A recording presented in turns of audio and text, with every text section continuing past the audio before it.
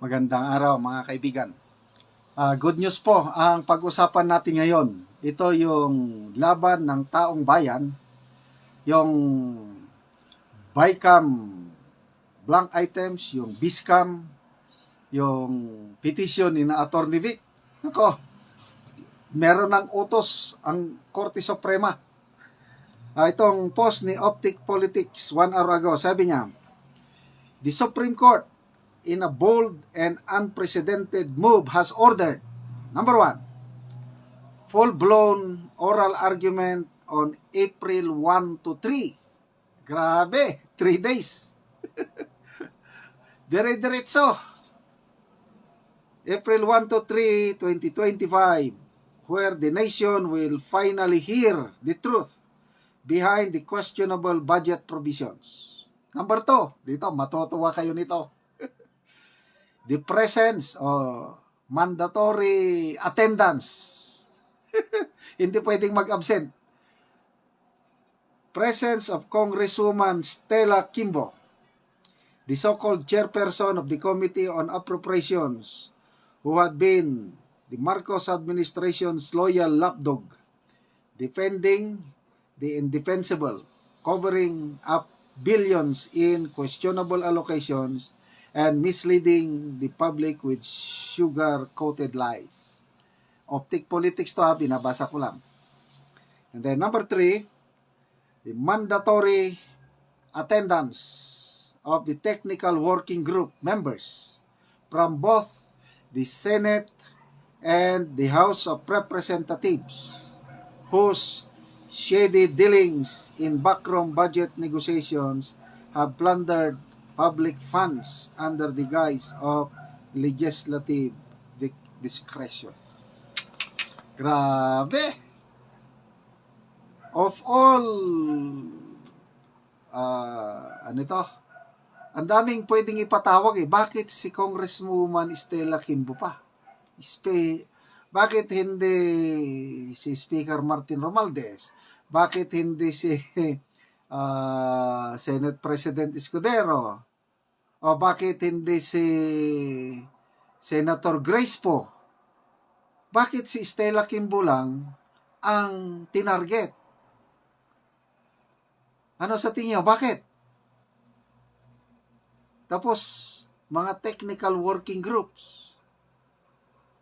Ito, opinion ko lang ito Di ba, ni-require ng Supreme Court na i-submit yung original copy ng GAA 2025 budget, yung enroll bill, at saka yung BICAM report, original copies. Magagaling ating mga maestrado sa Supreme Court. Tignan nyo yung nangyaring PhilHealth oral arguments. Di ba, ang gagaling nilang magtanong, ang galing nilang mag-research? Pinasubmit yung mga original documents. Napag-aralan nila na may na-pinpoint, dapat ito, nandyan yan. Dapat ito, tawag yan. Ito, akin lang ito. I don't know kung tama. Bakit? Kasi bakit pinpointed na Kimbo, nandyan ka? TW members, Senate and Kwan, nandyan kayo. Mandatory.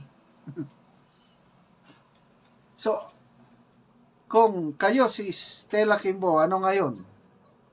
Relax lang o natataranta na, tuliro na?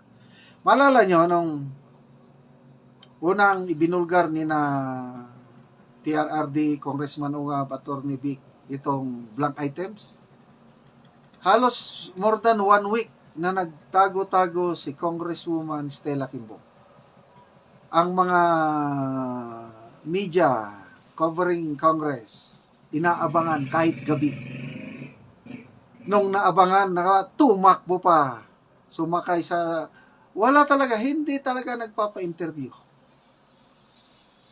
Then finally, nung nagsalita, kung ano-anong mga mga paliwanag na akala niya makakalusot yung paliwanag. Dito ngayon. Anong strategy?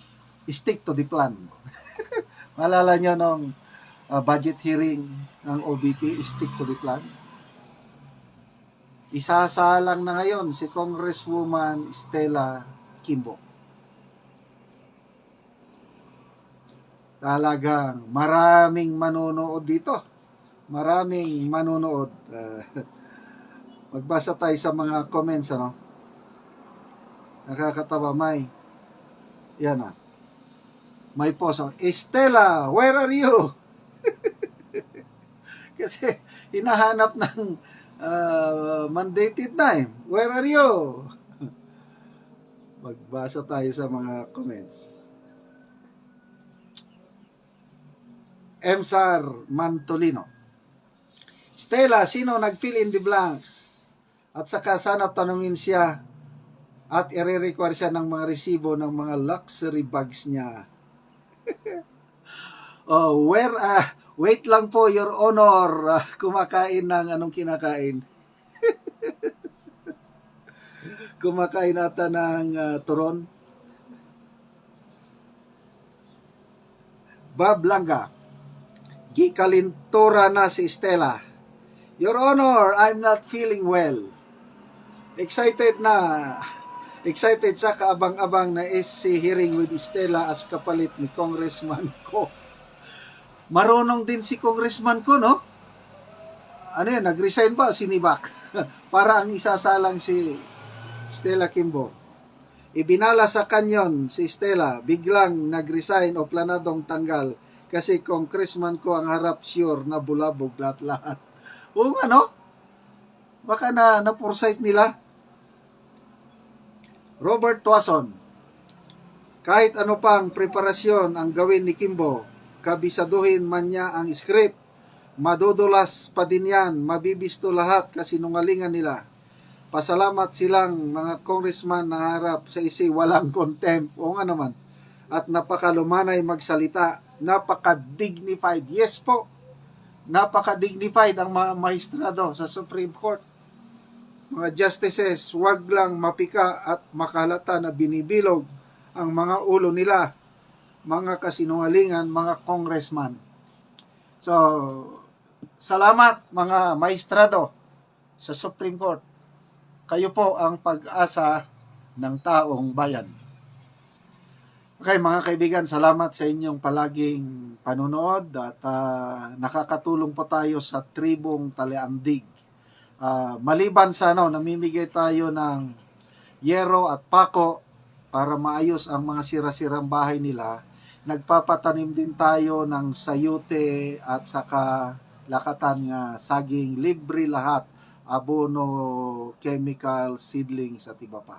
So, panoorin nyo ang video na ito. Sana ituloy nyo ang panonood na hindi mag-skip ng ads.